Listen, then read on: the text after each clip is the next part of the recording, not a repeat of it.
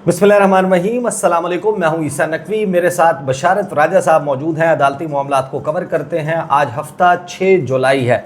इस वक्त अदालती मंजरनामा बहुत ही गंभीर है, हमारे सामने मौजूद है। उसके ऊपर बात करेंगे क्योंकि गुज़श्ता रोज़ एक रेफरेंस दायर किया गया है तारिक महमूद जहांगीरी के ख़िलाफ़। सुप्रीम जुडिशल काउंसिल को अप्रोच किया गया है कि इस जज को फारिग कर दिया जाए। किन बुनियादों पर किया जाए? और ये वो जज हैं जिन्होंने फॉर्म 45 मांगा था इस्लामाबाद के 3 हलकों, हल्का NA 46, 47 और 48 से। इसके हवाले से बात करेंगे। एंड ओवरऑल जो महाज आराई थी इस्टेब्लिशमेंट और सुपीरियर जुडिशरी के कुछ जजेस के दरमियान, अब वो रफ्ता रफ्ता लड़ाई में तब्दील होती हुई नज़र आ रही है। कुछ ऊपर तले डेवलपमेंट्स हुई हैं। 8 बड़ी डेवलपमेंट्स के हवाले से हम बात करेंगे। जजेस के मामले के ऊपर क्या चल रहा है, ख़ास तौर पर मैं आपको नाम बता दूं, हम 1 बाय 1 डिस्कस करेंगे। तारिक महमूद जहांगीरी के हवाले से जो रेफरेंस है वो रेफरेंस किन बुनियादों पर है। उसके बाद जस्टिस मोहसिन अख्तर कियानी, जस्टिस बाबर सत्तार, और ये तो बिलखसूस हो गए, और बिलअमूम वो 6 जजेस जिन्होंने ख़त लिखा था और ख़त लिखकर मदाखलत की शिकायत की थी। साथ ही जो साबिक chief justice Lahore high court हैं शहजाद मलिक साहब, वो अब एलिवेट होकर सुप्रीम कोर्ट ऑफ पाकिस्तान पहुंच गए हैं। और उनके पाकिस्तान की सबसे बड़ी अदालत सुप्रीम कोर्ट आते ही इस्लामाबाद प्रेस क्लब के बाहर कुछ एहतजाजी मुजाहरे चल रहे हैं, और वहाँ पर एक सिटिंग जज ऑफ द सुप्रीम कोर्ट, उनके पुतलों को नजर आतिश किया जा रहा है। उनके खिलाफ रेफरेंस का मामला है। फिर जस्टिस अतर मिनल्ला, जस्टिस मुनीब अख्तर, जस्टिस आयशा, इनके हवाले से जो टारगेटेड एक कैंपेन चल रही है। तो ये सारा मामला जो है वो अब उसने एक लावे को पकाना शुरू कर दिया और बिल्कुल वो खोलता हुआ नज़र आ रहा है। और चीफ जस्टिस काजी फाइज ईसा जो ये कहते थे कि मदाखलत के मामलात मेरे दौर में, मेरे टेन्योर में ऐसा कुछ भी नहीं हुआ, अब ये सब कुछ होता हुआ नज़र आ रहा है। इसके हवाले से राजा साहब पहले तो ये बताएं कि तारिक महमूद जहांगीरी, ये तो हम सबको आइडिया था कि वो जो कर रहे हैं उसके ऊपर पहले हमने देखा कि अंजुम अकील ख़ान, खुर्रम नवाज़ और उसके बाद तारिक फजल चौधरी, इन्होंने इलेक्शन कमीशन ऑफ पाकिस्तान को अप्रोच किया कि भाई ये जज तो फॉर्म 45 मांग रहा है, ये कह रहा है कि एफिडेविट दो, ये कह रहा है कि अगर एफिडेविट झूठे साबित हुए तो जेल भेज दूंगा, फॉरेंसिक करवाने की बात कर रहा है, कुरान पर हल्फ लेने की बात कर रहा है। तो ये हमें लगता है कि ये नेपोटिज्म कर रहा है, अकरबा परवरी कर रहा है, ये तो बड़ी तेज़ी से चला रहा है इस केस को। तो फिर इलेक्शन कमीशन ऑफ पाकिस्तान ने ट्रिब्यूनल तब्दील किया, शौकत पराचा साहब को, जो शकूर पराचा हैं, उनको ट्रिब्यूनल लगाया, और फिर वो मामला चला गया इस्लामाबाद हाई कोर्ट में, और वहाँ पर जो कुछ हुआ। अब जहांगीरी साहब के खिलाफ रेफरेंस कौन लाया है, किन बुनियादों पर लाया है?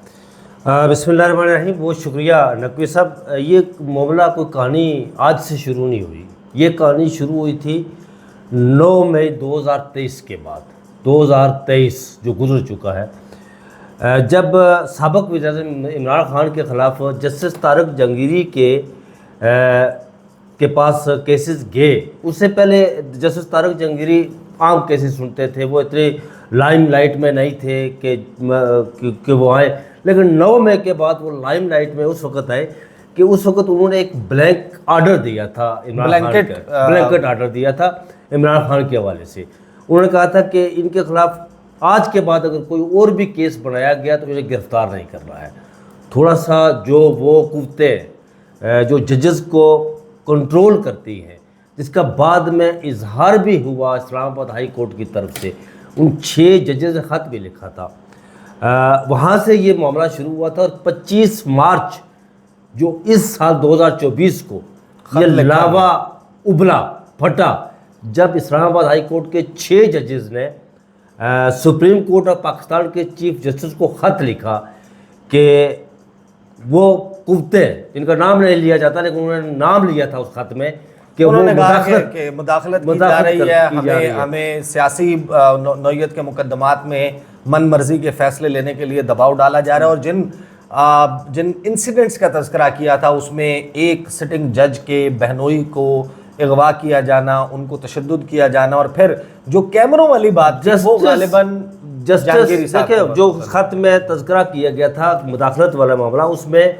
जस्टिस मोहसिन अख्तर कियानी के बहनोई को अगवा किया गया था, जिसमें जिक्र है, जिसमें यह भी लिखा गया था उस ख़त में कि जस्टिस अरबाब मोहम्मद ताहिर के वालिद को उठाया गया था, और जस्टिस तारिक महमूद जहांगीरी के घर, उनके बेडरूम, उनके ख्वाबगाह में कैमरे भी लगाए गए थे। और फिर ये भी लिखा गया कि टेरियान केस का फैसला सुनाने वाले एक जज साहब को इतना प्रेशराइज किया गया था कि उन्हें हॉस्पिटलाइज होना पड़ा था, उन्हें हॉस्पिटल दाखिल करवाना पड़ा था, उनकी सेहत इतनी ख़राब हो गई थी। ये मामला वहाँ से शुरू हुआ था।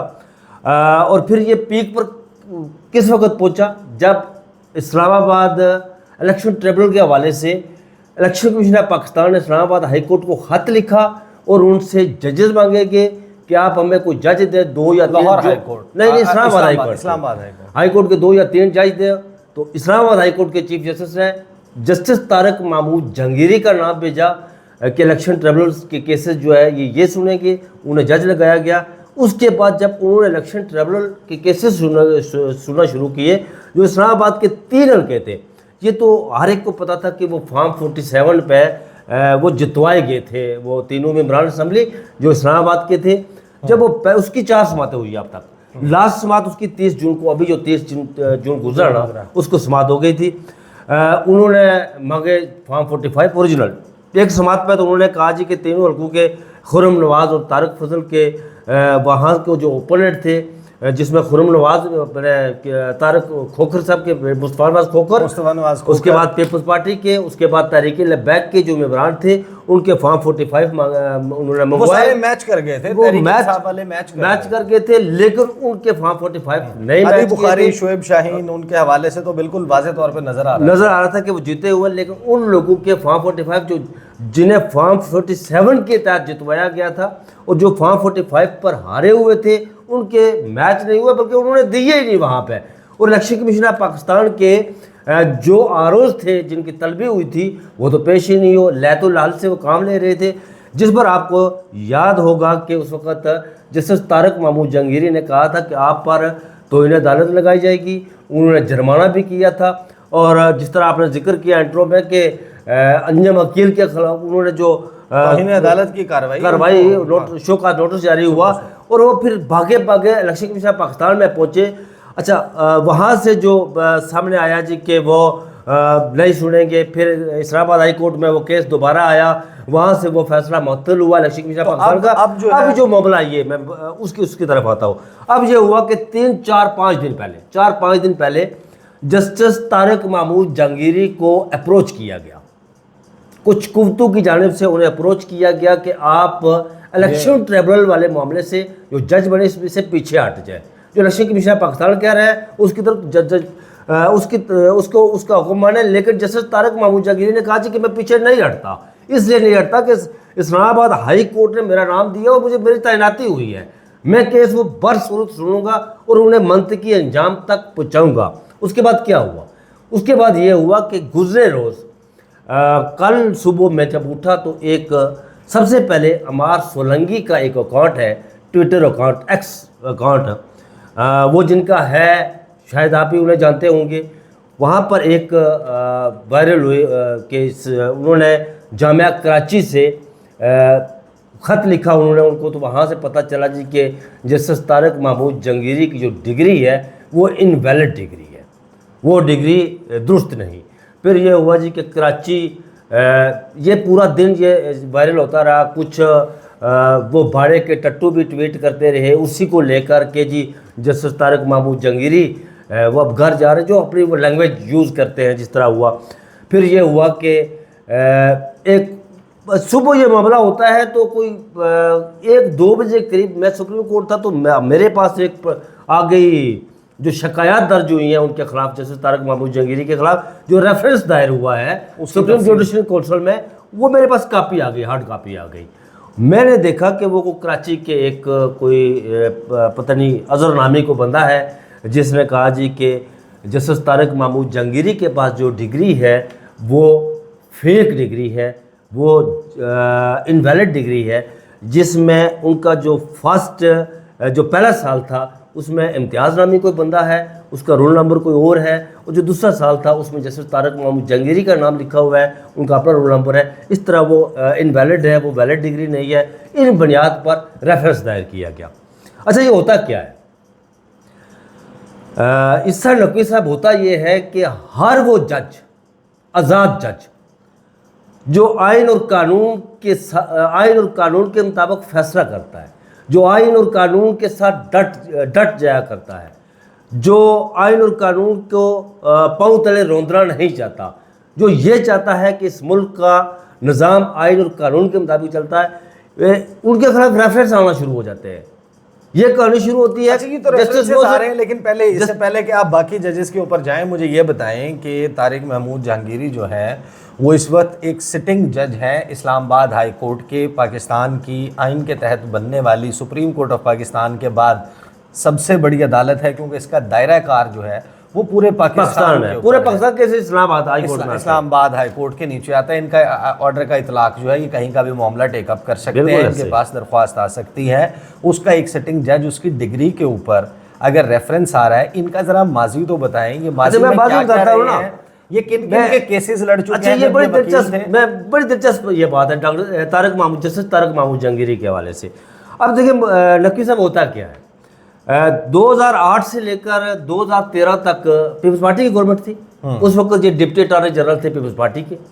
2013 से 2018 तक ये बड़े ज़बरदस्त वकील थे जस्टिस तारिक महमूद जहांगीरी, बहुत आउट क्लास वकील थे। LNG केस में ये नहीं, वो उस पर बाद में शाहिद खाकान अब्बासी के वकील भी रहे, उनके भी वकील रहे। ये 2013 से 2018 तक इस्लामाबाद के एडवोकेट जनरल भी रहे नून लीग के दौर में। एडवोकेट जनरल आपको पता है इस्लामाबाद का एक बड़ी पावरफुल पोजीशन होती है, उसके भी रहे।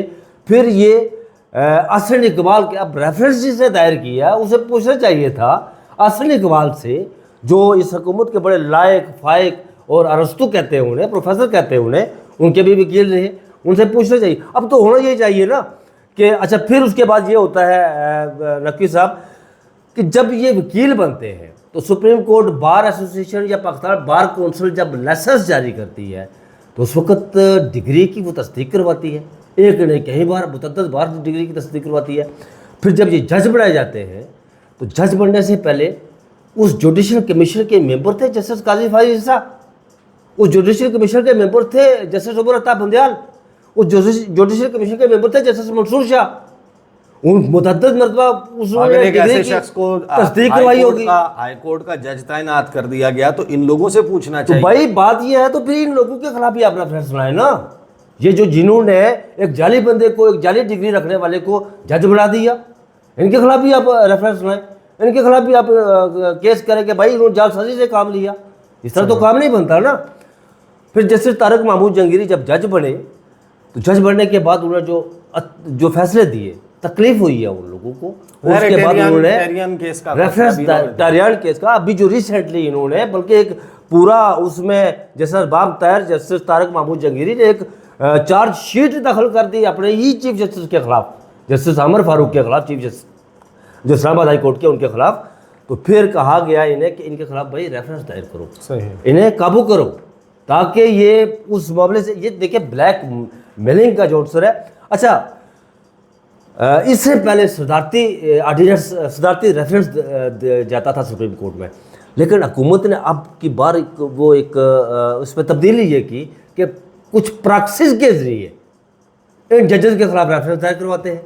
जैसे जस्टिस तारिक महमूद जहांगीरी, अब जस्टिस मंसूर अख्तर कियानी के खिलाफ वो भी रेफरेंस दायर हुआ क्या कि उन्होंने टरियान केस का फैसला दिया, जस्टिस अरबाब मोहम्मद ताहिर और जस्टिस मंसूर अख्तर कियानी ने फैसला दिया, और वो इस्लामाबाद हाई कोर्ट की वेबसाइट पर भी जारी हो गया।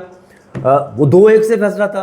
चीफ जस्टिस अमर फारूक ने उस फैसले से इख्तलाफ किया तो उन्होंने कहा था नहीं, इन्होंने जो प्रेस रिलीज जारी करवाई। फिर वो एक अजीब व गरीब वहाँ मामला हुआ। फैसला आने के बाद उन्होंने फिर उसकी उस काज लिस्ट से खारिज कर दिया, वो प्रेस रिलीज हटा दी गई। उन्होंने एक वो फैसला हटा दिया कि वेबसाइट से, उन्हें प्रेस रिलीज जारी की कि हम दोबारा इसकी सुनेंगे। लेकिन जब वो फैसला आया, जस्टिस तारिक महमूद जहांगीरी और बाब मोहम्मद ताहिर ने एक उसमें चार्जशीट अपने चीफ जस्टिस के खिलाफ, मोहसिन अख्तर कियानी के खिलाफ, जब उन्होंने लापता अफराद के खिलाफ केसेस सुनना शुरू किए, उन्होंने नोटिस जारी किए ताकतवर हल्कों को। आपको पता है कि उन्होंने SHO भी किसी को कहा था, तो उसके बाद उन्होंने कहा था कि सेक्टर कमांडर जो है वो इक्विवेलेंट है एक SHO के बराबर। कल इस पर लोई भीर के SHO थे, मैं कमरा अदालत में मौजूद था, उन्होंने कहा कि कौन है SHO इस मुकदमे का। मुकदमे का SHO गालिबन फयाज अली उनका नाम है। वो पहले घबरा से गए, फिर वो एक उन्होंने कहा आगे आ जाए, वो एक कदम आगे बढ़े। जैसे ही उन्होंने कहा कि आपको पता है कि ये जो SHO खड़े हुए हैं ये इक्विवेलेंट हैं, ये इसी तरह है जैसे सेक्टर कमांडर इस्लामाबाद है, तो अचानक मैंने देखा कि जो फयाज अली हैं उनका सीना फूलना शुरू हुआ, चेहरे पे उनके खास किस्म की मुस्कुराहट, और जैसे ही मुकदमा खत्म हुआ उनके कॉलेज मुबारकबाद दे रहे थे कि मुबारक हो सेक्टर कमांडर साहब, मुबारक, और वो उनकी चेहरे पे मुस्कुराहट। ये बीच में से बात आ गई। कल मैं जब केस शुरू होने से पहले इलेक्शन ट्रिब्यूनल के जो समाअत हो रही थी सुप्रीम कोर्ट में, तो मैं अटॉर्नी जनरल से मिला, तो मुकालमा हो रहा था, तो मैंने वो मुझे पूछने लगे कि यार वो अहमद फराद वापस आ गया। मैंने कहा जी कि अहमद फराद वापस आ गया। उन्होंने कहा, मैंने कहा कि आपके SHO का क्या हाल है। इस पर वो बड़े हंसे और उन्होंने कहा यार, मैंने कहा SHO सर कितने, उसका स्केल क्या होता है, ग्रेड क्या होता है। मैंने कहा जी वो 9th होता नहीं, नहीं यार इतना भी नहीं। उन्होंने कहा एडा भी नहीं, तो मुल्तान देन ना वो अटॉर्नी जनरल साहब, उन्होंने सही में कहा एडा नहीं 16वें स्केल का होता जनाब। अच्छा वो जस्टिस, अच्छा फिर वो जस्टिस मोहसिन अख्तर कियानी के खिलाफ रेफरेंस दायर हुआ, जस्टिस बाबर सत्तार के खिलाफ। अब जस्टिस बाबर सत्तार के खिलाफ जो होलनाक किस्म की जो उनके मीडिया ट्रायल हुआ उनका, फिर उन्होंने गालबन सैटरडे वाले दिन एक 1.5 सफ़े की उनके ख़िलाफ़ उन्होंने जो मीडिया ट्रायल कर रहे थे एडमिनिस्ट्रेटिव साइड से एक प्रेस रिलीज जारी हुई, और उन लोगों के, आपको पता है कि इस्लामाबाद हाई कोर्ट में आजकल जो उनके खिलाफ तौहीन अदालत के जो केसेस भी लगे हुए हैं, 2 बेंच बन रहे हैं, एक जस्टिस मोहसिन अख्तर कियानी के खिलाफ जिन लोगों ने मीडिया ट्रायल किया, और एक जस्टिस बाबर सत्तार के खिलाफ जिन्होंने मीडिया ट्रायल किया उनके खिलाफ। फिर ये कहानी बहुत पहले से भी स्टार्ट होती है, जब जस्टिस मनीब अख्तर ने खैबर पख्तूनख्वा और पंजाब असम्बली के 90 दिनों की बात की कि आइन कहता है कि 90 दिनों के अंदर इंतखाबात करवाएं। फिर जस्टिस मनीब अख्तर के खिलाफ एक लंबी कैंपेन शुरू हुई, उनकी फैमिली को लाया गया बीच में। जस्टिस आयशा मलिक के खिलाफ अभी रिसेंटली जिस तरह मखसूस नशिस्तों वाला केस हो रहा है, जिसमें जस्टिस अतर अमीरुल्लाह कह रहे हैं 184(3) का, वो कह रहे हैं 187 का कह रहे हैं, तो उनके खिलाफ एक उनकी पूरी, पता नहीं उनकी कहाँ से, उनकी सिस्टर्स की, उनकी फैमिलीज़ की, उनकी वो पूरी एक कहानी उनकी लेकर आ गए, उनका मीडिया ट्रायल हो रहा है, वो बीच में ऐसी बातें। इस्लामाबाद हाई कोर्ट के जज, और अभी जो जस्टिस शहजाद मलिक जो आए हैं, वो देखे, मैं उनका जब तकरीब अलबरदारी हो रही थी ना, तो जस्टिस सरदार तारक मसूद जितना और जस्टिस मंसूर शाह जितना लाहौर हाई कोर्ट को समझते हैं ना, जो मौजूदा सुप्रीम कोर्ट के जजेस हैं, जस्टिस सरदार तारक मसूद तो रिटायर हो चुके हैं, वो रावलपिंडी बार के, लाहौर हाई कोर्ट बार के प्रेसिडेंट भी रहे, और अभी जो उन्हें सुप्रीम कोर्ट में लाया गया लाहौर हाई कोर्ट के जजेस को, और सिंध हाई कोर्ट के अकील अब्बासी साहब को, जस्टिस अभी अकील अब्बासी साहब को, तो वो जुडिशल कमीशन के मेंबर थे सरदार तारक मसूद। वो वोट नहीं देते थे, लेकिन उनकी राय ली गई थी, इसलिए उन्हें बनाया गया था।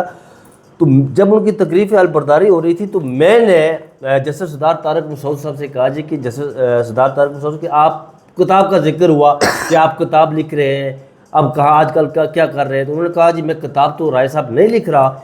उन्होंने मुझे कहा कि किताब मैं समझता हूँ उस वक्त लिखनी चाहिए जब इंसान के पास ताकत तो इख्तियार हो, तो उसे ये बिला खौफ व ख़तर वो सच बोले, इससे बेपरवाह होकर कि इसका नतीजा क्या निकलेगा, मेरी कुर्सी जाती है तो जाती रहे। तो मैंने उन्हें कहा, उस वक्त मेरे पास कौन खड़ा था, सोहेल रशीद मेरे पास खड़े थे, सभा के रिपोर्टर। मैंने कहा, उस साकिब बिशीर साहब भी खड़े थे मेरे पास। मैंने कहा कि जिस तरह जस्टिस शहजाद मलिक जो अभी आज जिनकी तकरीब अलबरदारी हो रही है, जिस तरह उन्होंने रिसेंटली उन कुफ्तों को ललकारा, जो आम उर्फ आम में जिन्हें कोई नाम लेना गवारा नहीं करते और लोग कांपते हैं, तो उन्होंने कहा कि मुझे जस्टिस सरदार तारक मसूद ने कहा जी कि ये जो जस्टिस शहजाद मलिक है, ये बड़ा दबंग किस्म का और दलेर किस्म का ये जज है।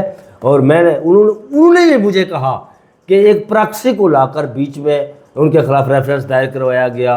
अब रफ़ाकत तरोली साहब ने एक रेफरेंस दायर किया। अच्छा, रफ़ाकत तरोली साहब ने एक रेफरेंस जो उनके खिलाफ दायर किया सुप्रीम जुडिशल काउंसिल में। अच्छा, उसमें उन्होंने बड़ी दिलचस्प बातें की। इस्सा नकवी साहब रेफरेंस में उन्होंने कुछ कहा, और जो ज़ुबानी एक इंटरव्यू दिया उन्होंने मतीउल्लाह जान साहब को, उसमें कुछ कहा। अब रेफरेंस में एक नई चीज़ उन्होंने डाली है। वो नई चीज़ ये डाली कि मैं जहांगीर रेस्टोरेंट पर बैठा हुआ था यहाँ पर पिंडी इस्लामाबाद में, तो जस्टिस शहजाद के बेटे, उनका नाम है मलिक वजाद वहाँ बैठे हुए थे। उन्होंने मुझे बुलाया, वहाँ पर बुलाकर अपने फ़ोन पर मलिक वजाद साहब ने अपने फ़ोन पर उस वक्त के जो chief justice Lahore high court के थे जस्टिस मलिक शहजाद साहब, उनसे मेरी बात करवाई। उन्होंने ये एक नई बीच में कहानी डाली जो रेफरेंस दायर इस बुनियाद पर, ठीक उस फैमिली के साथ जुल्म हुआ, एक हादसा तो हुआ ना, उनका एक बेटा नौजवान जहाँ बाग तो हुआ, वो 2022 में हुआ। अब 2022 से लेकर अब 2024 आगे 2 साल आगे, 2 साल में ये केस आगे क्यों नहीं चला, इसकी वजह क्या थी? फिर इसमें सोहेल जफर चट्टा जो यहाँ पर DIG रहे, उनका क्या रोल था इसमें? वो उन्होंने रफाकत तनोली को बुलाकर क्या धमकियाँ दी?